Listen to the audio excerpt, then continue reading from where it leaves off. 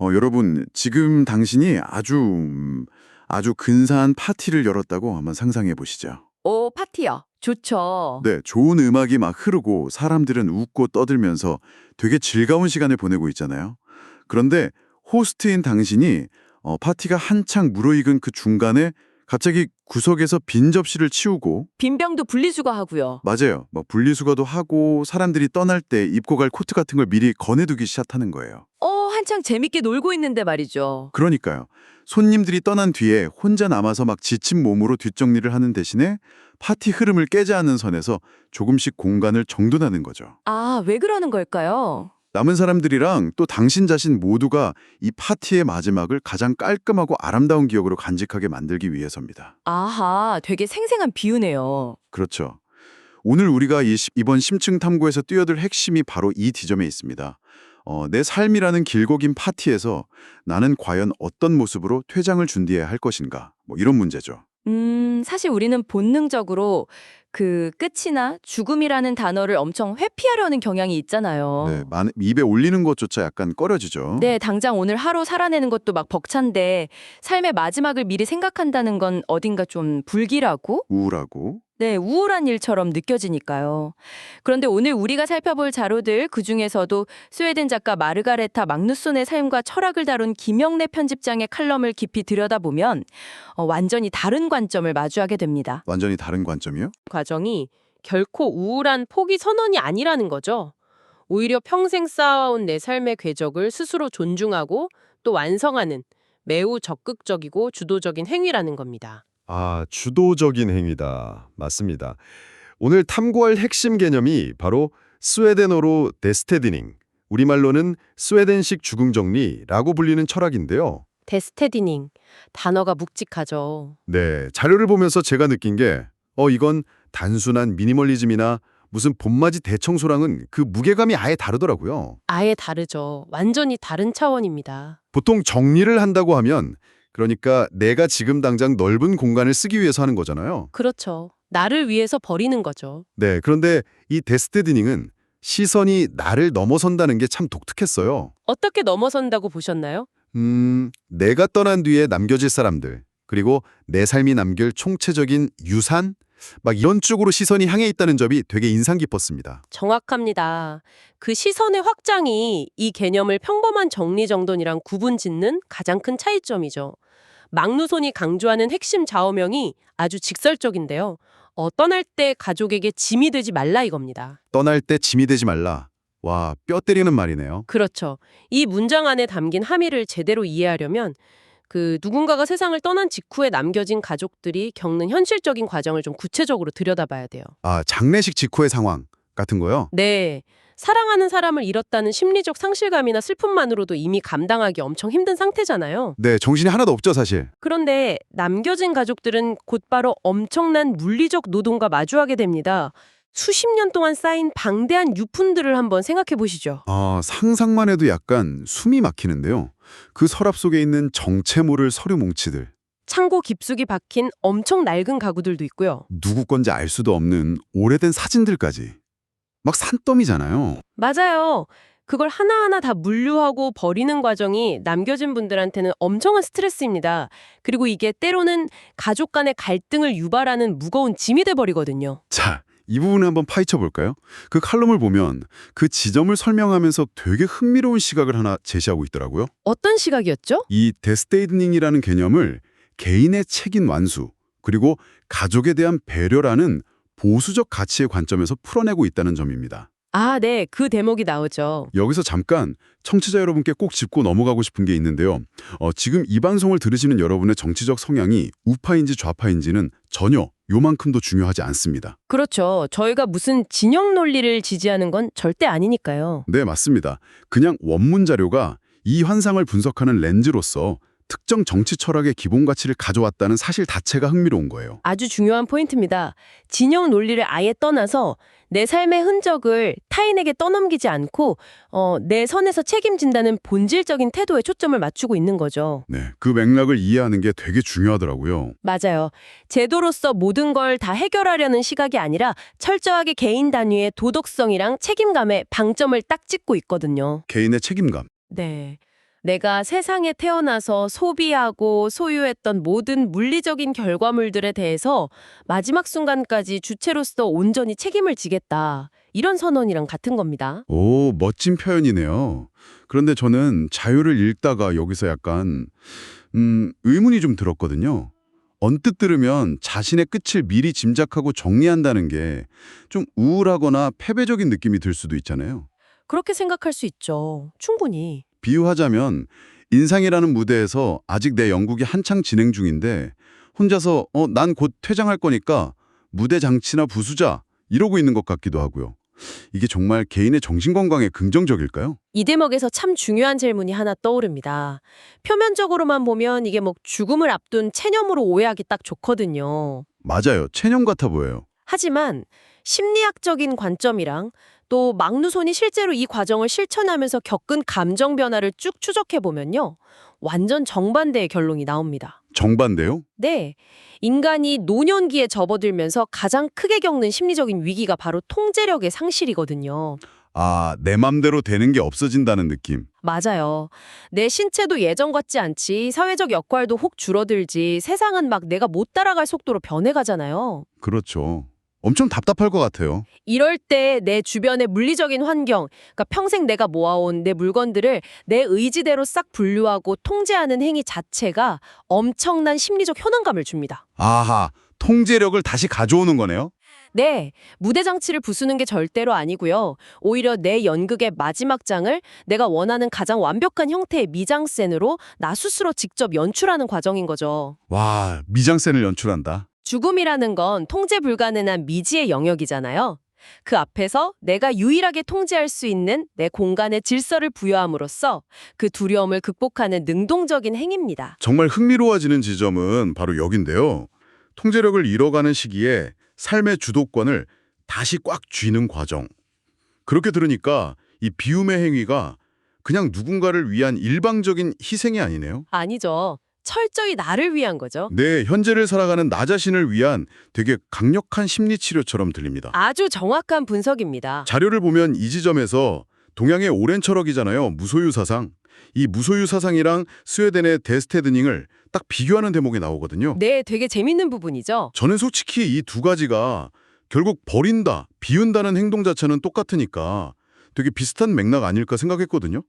근데 이면에 깔린 작동 원리가 완전히 다르더라고요. 여기서 흥미로운 점은 그 대비가 사실 이 철학의 실체를 가장 명확하게 보여준다는 겁니다. 어떻게 다른 건가요? 동양의 무소유, 그러니까 불교적 관점의 비움은 근본적으로 정신적 초탈을 향해 있어요. 물질적인 것에 대한 집착, 그 욕망 자체를 딱 끊어냄으로써 내면의 평화를 얻는 거죠. 약간 종교적이고 정신적인 수양 같은 느낌이네요. 그렇죠. 반면에 스웨덴의 데스테드닝은 철저하게 실용주의적이고 합리적인 접근입니다. 막 욕망을 버려라, 이런 거창한 도덕적 요구가 아니에요. 그럼 뭐죠? 단지 지금 내 삶을 좀 무겁고 불편하게 만드는 그런 불필요한 물리적 짐을 덜어내자, 이런 지극히 기능적인 목적을 가지고 있는 겁니다. 와, 그 설명 들으니까 번쩍하고 떠오르는 비유가 하나 있는데요. 오, 어떤 거죠? 무소유가 아예 스마트폰이나 컴퓨터 같은 전자기기를 싹 다 버리고 산속으로 들어가서 막 자연인으로 사는 거라면요. 네네. 데스테디닝은 지금 당장 내 컴퓨터를 훨씬 더 빠르고 쾌적하게 쓰려고 보이지 않는 곳에서 시스템 메모리만 갉아먹고 있는 백그라운드 프로그램들을 싹 다 강제 종료하는 거랑 똑같군요. 와, 진짜 그 비유 완벽하네요. 내 하드디스크 용량을 비워내는 이유가 과거를 부정하려는 게 아니잖아요. 그렇죠. 지금 현재를 위한 거죠. 네, 지금 현재 실행하고 있는 내 삶의 프로그램, 그 속도와 활력을 최고치로 막 끌어올리기 위한 거잖아요. 맞아요. 그 비유를 조금만 더 밀고 나가볼까요? 컴퓨터에 백그라운드 프로그램이 막 수십 개 켜져 있으면 정작 내가 지금 당장 집중해야 할 중요한 문서 작업이나 영상이 엄청 버벅거리잖아요. 네, 멈추기도 하고 답답하죠. 인간의 삶도 똑같습니다. 원문 칼럼이 짚어낸 핵심이 딱 이거예요. 과거의 기억에만 묶여있는 엄청 낡은 물건들이 집안 곳곳에 막 가득 차 있으면 그걸 관리하고 유지하는데 시니어분들의 제한된 물리적, 인지적 에너지가 끊임없이 줄줄 새어나갑니다. 아, 쳐다보는 것만으로도 에너지가 쓰이니까요. 네, 그 불필요한 탭들을 과감하게 탁 닫아버릴 때 비로소 오늘 저녁에 만날 친구와의 약속이나 새롭게 배우고 싶은 취미 이런 거요. 맞아요. 내일의 날씨 같은 진짜 이 현재의 삶에 내 남은 에너지를 온전히 쏟아부을 수 있게 되는 거죠. 아, 과거의 짐을 덜어내야 현재 해상도가 확 높아진다. 네, 해상도가 높아지는 겁니다. 근데요, 머리로는 이 논리가 진짜 완벽하게 이해되거든요. 근데 막상 현실로 돌아가서 이걸 실천하려고 하면 앞이 완전 캄캄해집니다. 실전은 또 다르죠. 당장 오늘 장롱문을 열고 깊숙한 곳에 있는 상자 하나를 딱 꺼낸다고 쳐보죠. 그 안에 30년 전에 우리 아이가 처음 신었던 되게 조그만 신발이 있거나 아, 그런 거 버리기 힘들죠. 아니면 돌아가신 부모님이 남겨주신 막 송때 묻은 시계가 들어있다면요. 네, 눈물 나죠. 그 물건 하나를 보는 순간 막 온갖 서사랑 눈물이 막 파노라마처럼 쫙 스쳐 지나갈 텐데 그걸 어떻게 쓰레기 봉투에 훌쩍 던져버릴 수 있겠습니까? 그게 바로 우리가 물건을 버리지 못하는 심리적 장벽의 가장 핵심입니다. 뇌과학적으로 보면요. 인간은 특정 사물의 일화 기억을 엄청 강하게 결합시키는 특성이 있거든요. 일화 기억이요? 그게 뭐죠? 쉽게 말해서 물건을 버리는 행위 자체를 그 물건에 담긴 소중한 추억이나 내 과거의 정체성 자체를 아예 폐기하는 걸로 뇌가 착각을 해버리는 거예요. 물건을 버리는 게 내 기억을 버리는 것처럼 느껴진다는 거군요. 네, 맞아요. 그래서 막루손이 아주 현실적이고 구체적인 정리 방법론을 제시한 이유도 인간의 이런 심리적인 취약성을 아주 잘 알고 있기 때문입니다. 네, 그 방법론이 칼럼에 나오는데 진짜 흥미로웠어요. 막루손이 절대로 감성적인 물건부터 정리하지 말라고 엄청 경고하더라고요. 아, 사진첩 같은 거요? 네, 오래된 앨범이나 막 연애 편지, 아이들 일기장 이런 것부터 손대면 안 된다고. 만약에 그런 감성적인 것부터 손을 대면 무슨 일이 벌어질까요? 앨범 한 페이지 딱 넘기는 순간 끝나는 거죠. 네, 정리는 그 순간 멈춥니다. 과거로 시간여행 푹 빠져가지고 막 눈물 짓거나 웃다가 하루가 다 가버리거든요. 맞아요. 감정 에너지만 다 쓰고 청소는 하나도 못하고. 결국 감정만 소진하고 물리적 공간은 단 1cm도 못 비워내는 완전한 실패를 겪게 돼요. 그래서 막루손은 제일 먼저 크고 실용적이지만 더 이상 안 쓰는 물건부터 무조건 타겟으로 삼으라고 조언합니다. 크고 실용적인 것. 예를 들면 거대한 가전제품이나 막 엄청 무겁고 안 입는 겨울 코트? 뭐 이런 것들요. 네, 맞습니다. 이런 실용적인 물건들은 상대적으로 감정적인 애착이 훨씬 적어요. 반면에 부피가 엄청 크니까 하나만 딱 치워도 공간이 확 넓어지는 시각적 피드백이 즉각적으로 옵니다. 눈에 확 보이니까요. 그렇죠. 인간의 뇌는 눈에 보이는 뚜렷한 성과를 확인할 때 도파민을 막 분비하거든요. 그러면서 다음 행동을 이어갈 동력을 얻는 거예요. 작은 성공을 맛보는 거군요. 네. 그렇게 큰 덩어리들을 막 비워내면서 일종의 정리 근육이랑 자신감을 쫙 키운 뒤에야 비로소 감성이 깃든 물건들을 마주할 수 있는 심리적 체력이 생기는 겁니다. 와, 정리근육 표현 좋네요. 그럼 결국 그 감성적인 물건들도 언젠가는 버려야 되는 타이밍이 올 텐데 이 엄청난 과정을 어떻게 감당해야 합니까? 그게 제일 어려운 부분이죠. 이 대목에서 원문이 되게 따뜻하면서도 통찰력 있는 해결책을 딱 제시하고 있더라고요. 네, 어떤 조언이었죠? 혼자서 그 물건 껴안고 고통스럽게 막 버릴까 말까 고민하지 말고 가족들을 불러 모아서 그 물건에 얽힌 이야기를 나누라고 하더라고요. 아, 네. 그 부분이 바로 데스테드닝이 단순한 청소법을 완전히 넘어서서 삶의 질서를 회복하는 철학으로 확 승화되는 결정적인 순간입니다. 물건 자체의 물리적 실체보다 네. 그 안에 담긴 의미를 어떻게 보존할 거냐에 대한 해답인 거죠. 예를 하나 들어볼게요. 만약에 할머니가 평생 쓰시던 낡은 재봉틀이 하나 있다고 가정해 봅시다. 재봉틀, 애착이 엄청 가겠네요. 이걸 그냥 아무 말 없이 고물상에 툭 넘기거나 아니면 무작정 자녀 집으로 덜컥 보내버리면 어떻게 될까요? 자녀 입장에서는 그냥 무겁고 처치 곤란한 쇳덩이죠, 사실. 그렇죠. 근데 가족들이 딱 마주 앉아서 내가 너희들 어릴 때 이 재봉틀로 막 밤을 새워가면서 교복을 줄여 입혔단다. 이렇게 이야기를 들려준다면 어떨까요? 와, 그 순간 재봉틀이라는 어떠한 물질은 버려질지언정 그 안에 담긴 어머니의 헌신, 사랑, 이런 서사는 자녀들 기억 속에 완전 영원히 보존되는 거네요. 정확합니다. 물리적인 형태는 사라져도 본질은 완벽하게 유산으로 물려주게 되는 거예요. 와, 물리적 유산이 정신적 유산으로 탈바꿈하는 마법이네요. 네, 바로 그 지점입니다. 가족과 이렇게 이야기를 나누는 행위는요, 물건을 버리면서 발생하는 그 헛헛한 심리적 상실감을 가족 간의 되게 따뜻한 유대감으로 완벽하게 상쇄시켜줍니다. 진짜 멋지네요. 그리고 현실적인 차원에서도 엄청난 이점이 있어요. 부모님 돌아가신 후 남겨진 물건들 두고 막 이건 누가 가질래, 이건 왜 버리려고 해 하면서 형제자매끼리 싸우는 일 진짜 많거든요. 아, 은근히 그런 갈등 많죠. 네, 그런 불필요한 오해나 갈등을 사전에 딱 차단해주는 예방주사 역할도 하는 겁니다. 와, 듣고 보니까 이거 진짜 우아하고 지혜로운 가족 소통 방식이네요. 그래서 이 모든 게 결국 무슨 의미일까요? 지금까지 개인과 가족이라는 내밀한 차원에서 의미를 짚어본 거죠. 네, 지금까지는 개인적인 차원이었다면 이제 시야를 조금 더 넓혀서 이 사회 전체로 한번 눈을 돌려보죠. 우리가 살고 있는 이 사회가 진짜 인류 역사상 유례를 찾을 수 없을 만큼 엄청 빠른 속도로 고령화되고 있잖아요. 네, 초고령화 사회로 가고 있죠. 칼럼을 보면 이런 품격 있는 삶의 마무리가 그냥 개인의 결단력에만 의존할 게 아니라 사회적인 지원 시스템과 딱 맞물려 돌아가야 한다고 지적하고 있더라고요. 맞습니다. 예를 들면 지역사회 노인복지관이나 지자체 차원에서 막 운영하는 웰다잉 프로그램들이 있잖아요. 네, 웰다인 지원 프로그램들 아주 중요하죠. 초고령화 사회에 접어들면서 삶의 마무리를 어떻게 할 거냐 하는 문제는 이제 더 이상 개인의 은밀한 사생활 영역이 아니에요. 사회 전체의 과제가 된 거죠. 맞아요. 사회가 같이 감당해야 할 시스템의 문제가 된 겁니다. 웰다인 프로그램의 핵심이 앞서 말한 심리적인 정리를 돕는 걸 넘어서 행정적이고 법적인 정리를 돕는 데 있거든요. 아, 법적인 종류요? 네, 가장 대표적인 게 올바른 유서 작성법을 교육하고 이게 진짜 법적 효력을 갖추도록 도와주는 일입니다.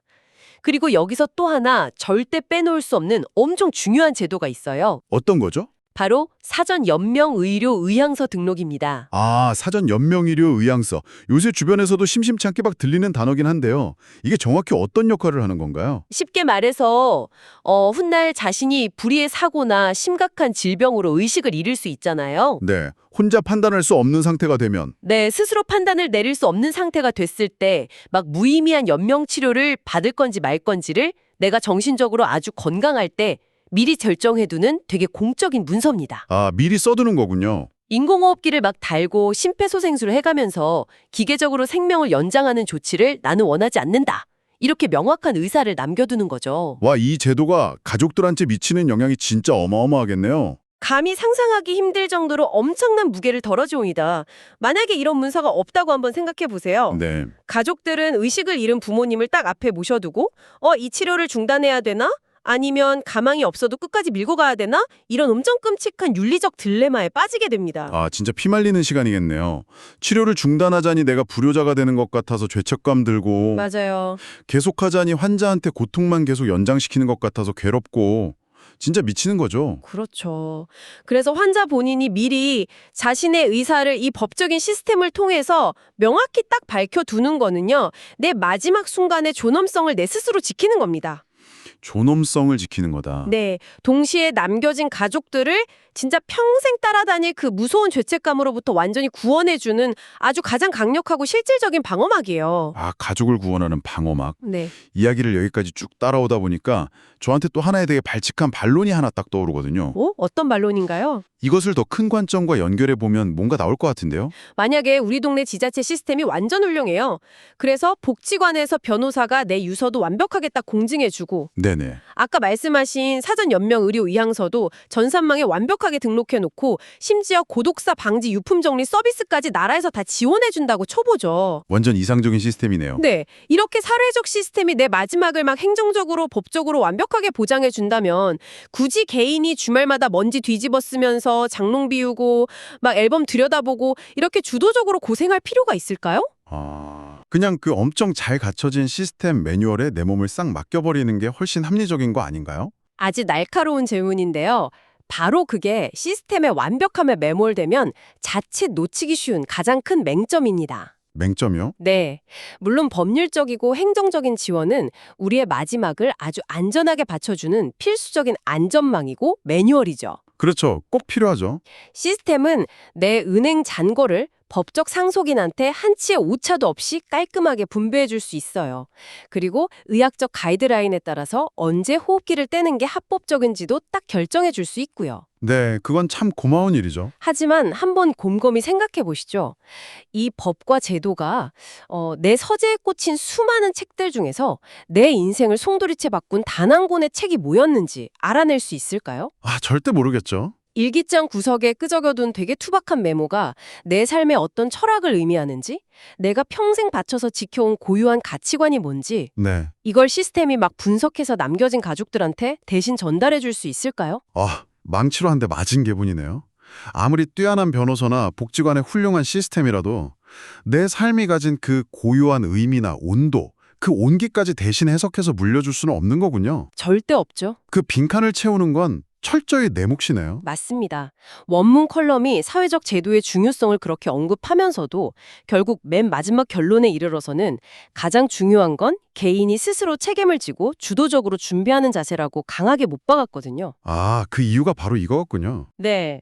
제도는 그냥 단지 집을 짓기 위한 어떤 뼈대만 세워줄 뿐입니다.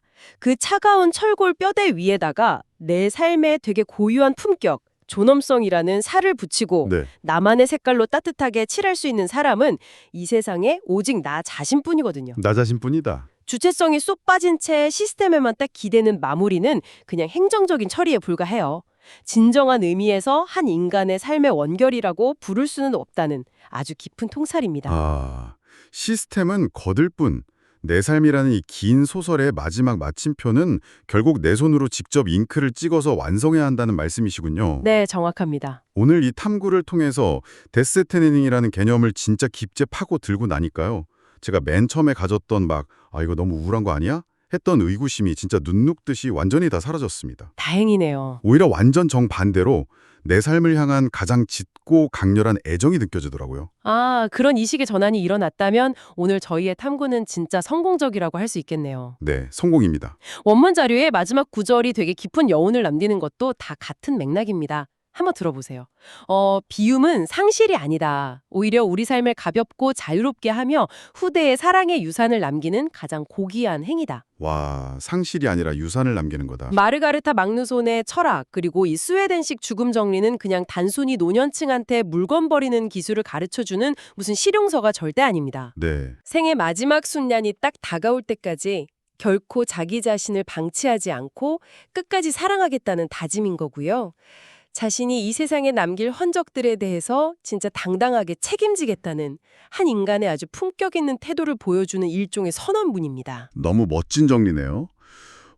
지금 이 방송을 듣고 계신 여러분, 오늘 저희가 함께 나눈 이 긴 이야기들이 어떻게 다가오셨나요? 네, 궁금하네요.